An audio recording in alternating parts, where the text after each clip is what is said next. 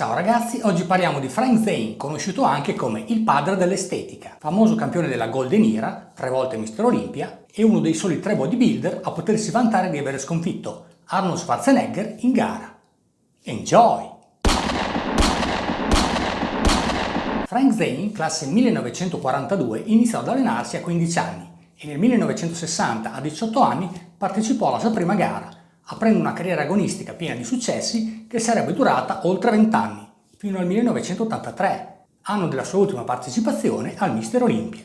Dotato di una struttura fisica non enorme ma ben proporzionata, Frank, ispirato dal suo idolo Steve Reeves, ha puntato sul cesellare il proprio fisico in maniera artistica, al fine di ottenere un corpo proporzionato, armonico e scolpito, piuttosto che una massa muscolare impressionante.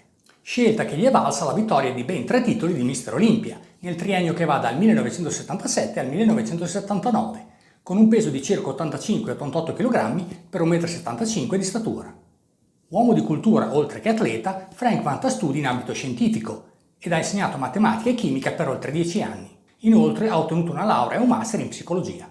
Molto scrupoloso nel suo approccio all'alimentazione, Zane era conosciuto per utilizzare una grande quantità di integratori e fu fra i primi a sperimentare con alte dosi di vitamine, minerali e aminoacidi, ma anche con ormoni tiroidei e steroidi. Una caratteristica che insieme alla sua capacità di trasformarsi completamente nelle ultime 2 settimane che precedevano una gara, gli valse il soprannome di The Chemist, ovvero il chimico.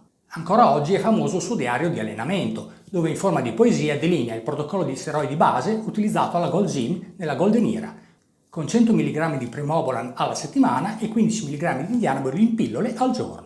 Dopo essersi ritirato dalle competizioni nel 1983, Zane ha continuato a operare nel settore fitness, avviando e gestendo, insieme alla moglie Christine, diverse attività di personal training, consulenza e insegnamento dello stile di vita fitness, senza peraltro rinunciare a qualche parentesi nel mondo del cinema. Lo ricordiamo in un episodio della serie televisiva Art to Art. Vince becomes big. I don't know about this. For one thing, I haven't worn a suit and tie since I was in college. And another thing, Jonathan, you and I have, well, different dimensions. Don't worry.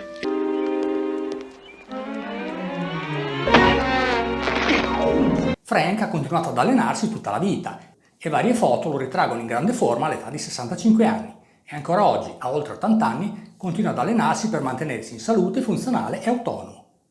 Nella Golden Era l'allenamento di Frank Zane era basato su un'alternanza di carichi leggeri e pesanti. All'inizio della sua carriera si allenava con carichi moderati ed alte ripetizioni, per un elevato volume di lavoro alla ricerca del pompaggio e della congestione muscolare, e questo funzionava bene per lui, ma non gli consentiva di sviluppare una massa muscolare che gli permettesse di aspirare al massimo titolo. Per cui, quando decise di fare il salto di qualità per vincere il Mister Olympia, su suggerimento di Joe Weider, adottò una routine push-pull legs e aumentò i pesi in palestra, eseguendo 3-4 esercizi per gruppo muscolare con 3 serie da 6-12 ripetizioni per esercizio. Questo approccio, insieme all'alimentazione e alle strategie di riposo e recupero, gli permise di aumentare il suo bagaglio muscolare ad un livello sufficiente per affermarsi fra i massimi campioni dell'epoca. Nel corso della sua carriera Frank ha usato diverse routine, ma un tipico allenamento per il petto era il seguente. Panca piana, 5 serie a piramidi partendo con 15 ripetizioni con 60 kg per arrivare a 6 ripetizioni con circa 125 kg. Panca inclinata con manubri, 3 serie da 15-10 e 6 ripetizioni. Croci su panca declinata, 3 serie da 10 ripetizioni. Pullover con manubrio, 3 serie da 10 ripetizioni. Riassumendo, Frank Zane ha incarnato l'ideale classico del bodybuilding, ispirato alle statue greche e romane, divenendo un simbolo, un'icona che ancora oggi riscuote numerosi consensi fra gli estimatori del bodybuilding old school e non solo.